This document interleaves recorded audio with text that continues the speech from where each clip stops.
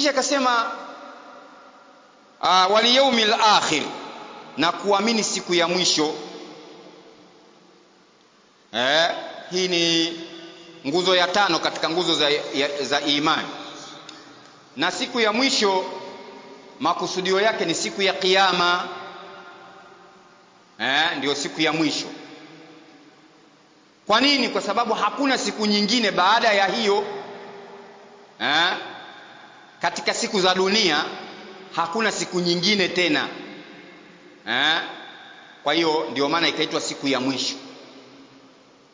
Na kwa kifupi, kuamini siku ya mwisho ni kuamini yatakayotokea baada ya kufa. Yaani wewe ili uhesabike, uwe miongoni mwa watu ambao wanaamini siku ya mwisho, uamini yote yatakayotokea baada ya kufa wewe, au baada ya yoyote yule kufa.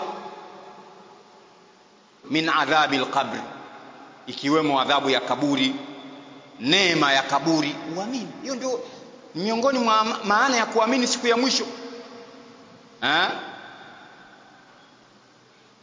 Kwa hiyo kuamini siku ya mwisho, uamini kwamba kuna adhabu ya kaburi, uamini kwamba kwa sababu ni hii itatokea baada ya mtu kufa, neema ya kaburi, kuulizwa na malaika wawili katika kaburi, yote yatakayojiri baada ya kufa mtu ni katika, inaingia katika al-imanu bil yawmil akhir, kuamini siku ya mwisho. Yote yatakayojiri baada ya kufa, ikiwemo kufufuliwa, kukusanywa, kuhesabiwa, kupimwa matendo yetu, kupita katika sirat, kupimwa katika mizan, pepo, kuingizwa katika pepo au moto.